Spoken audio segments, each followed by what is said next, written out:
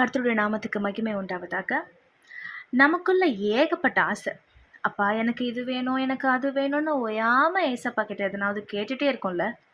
ஆனா அவர் சமூகத்துல நிக்க நமக்கு என்ன வேணும்னு நினைக்கும் போது வரும் பாருங்க ஒரு பாட்டு.